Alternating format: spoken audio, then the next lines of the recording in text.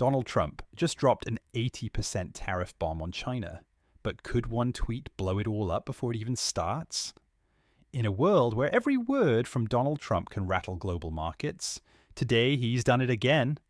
This time from afar, dropping an eye-popping 80% tariff figure on China. And while his Treasury Secretary is across the globe in Switzerland, deep in delicate talks with Chinese officials, Trump is making waves from home, throwing a massive wrench into the works. So what's really going on behind the scenes? Let's break it down. Treasury Secretary Scott Bessent is currently in Switzerland for high-stakes tariff negotiations with China. These talks come at a critical moment, just as Chinese President Xi Jinping wraps up a major visit to Russia, standing shoulder to shoulder with Vladimir Putin. That alone sends a loud geopolitical message.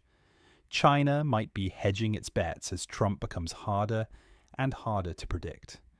Analysts say this isn't just a courtesy call. Xi's visit to Moscow signals a shift, a possible new alignment forming in response to Trump's erratic approach to global trade and diplomacy. Now, back to that 80% tariff. Trump casually tossed out the number, insisting it's part of a winning strategy. But many experts call it strategic uncertainty. Others are more blunt. They say it's chaos disguised as policy. According to veteran commentator Tom Nichols, Trump's tariff obsession goes back decades. He believes tariffs will fix everything, despite decades of evidence and expert warnings suggesting otherwise. In fact, analysts say slapping on an 80% tariff is just as damaging as any outrageous number, even 160% or more. The result is the same. Goods don't move, deals collapse, and economies suffer. It's like trying to fix a leaky tap with a sledgehammer. And here's the kicker. Trump might blow up the entire negotiation with a single tweet. Literally. That's how fragile these talks are. One stray comment and the whole thing could implode. But that's not all. While all eyes are on China, Trump is also claiming that the US brokered a peace deal between nuclear rivals, India and Pakistan. Bold move.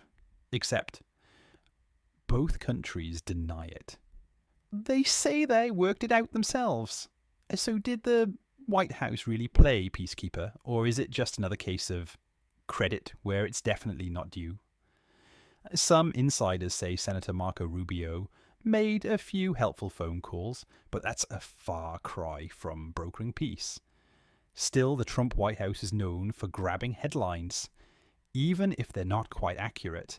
If it's sunny outside, they'll probably say they made the weather. And here's where things get even more serious. The administration is reportedly considering suspending habeas corpus. Yes, the fundamental legal right that protects people from being imprisoned without cause. Legal scholars and political scientists are raising alarm bells. Many say we're witnessing a fast track toward authoritarianism, not with tanks in the streets, but through slow, strategic moves that twist democratic institutions into tools of power. Instead of shutting down opposition through force, they're using regulations, tax agencies, and law enforcement to punish critics and intimidate the media. And it's all happening within the framework of democracy, which makes it harder to recognize and even harder to stop. So why isn't there more outrage? Experts say part of the problem is that life for many Americans still feels normal. The shops are stocked, the fuel tanks are full, the water runs strong. When everyday life seems fine, it's easy to ignore the cracks forming underneath. But here's the harsh truth. By the time those cracks become too big to ignore, it might already be too late. Stay tuned, because this isn't just about tariffs or trade deals. It's about the future of global power, the fragility of democracy, and how one unpredictable figure can shift the world with a few words and a Wi-Fi connection. Subscribe and hit the bell. You won't want to miss what happens next.